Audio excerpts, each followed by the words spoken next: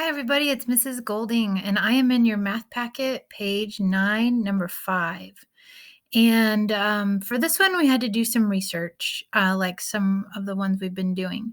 It says the human brain can store about 3.5 quadrillion bytes of data, while the fastest supercomputer can store about blank quadrillion bytes. So I had to figure out how many bytes a supercomputer can store.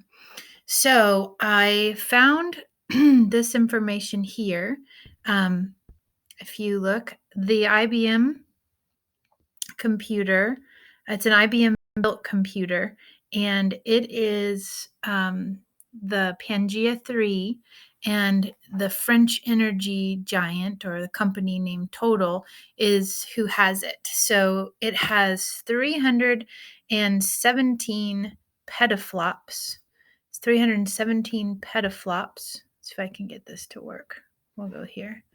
Of processing power, and 76 petabytes of storage capacity. So the question then is, this petabyte, how do we relate that to a quadrillion bytes, right? So I found this chart, and this chart allows me to kind of see how big these things are.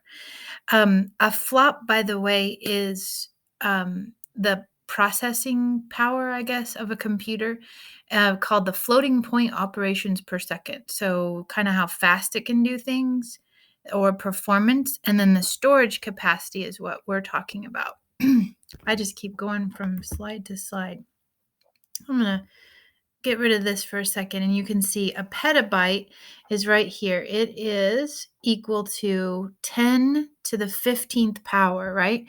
So that means 1 petabyte is 1 with 15 zeros after it.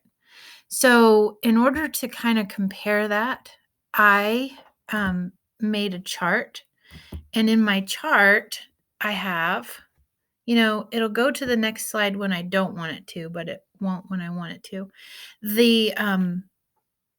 I have the bytes per brain, and you can see quadrillion. I've got it in a nice chart with my place value. This helps me a lot to visualize this. And then this IBM computer right here is the one we were just reading about. And here is 76 with 15 zeros after it, right? And a quadrillion right here is 3 with all of these zeros after it. So there's 1, 2, 3, 4, 5, 6, 7, 8, 9, 10, 11, 12, 13, 14, 15. Or sorry, 14 zeros after a quadrillion. So 3.5 quadrillion as it relates to 76 with 15 zeros. So this, you can kind of see, if we were to kind of wipe out everything that we don't need. Remember how we did that before? If I'm just comparing, again, this top one here to this one down here, don't worry about the HP terabytes yet. That's just something I wanted to point out to you.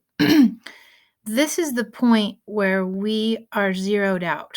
In other words, those place values all create a 1, right? So we don't even need to think about it. So it's really going from 35 to 760. So if I look at my calculator and I take 760 and I divide it by 35, I'm going to get approximately 22, right? So it's 22 times bigger. I just thought it was interesting to point out to you that in 2018, that same information, the most storage that a computer had was this. So I thought, wow, that it's really improved in a short amount of time. Okay, so back to the question. If you want to answer the question, the capacity is about 70 quadrillion, to go with your answer. So 70 quadrillion. Okay, hope you enjoyed that one.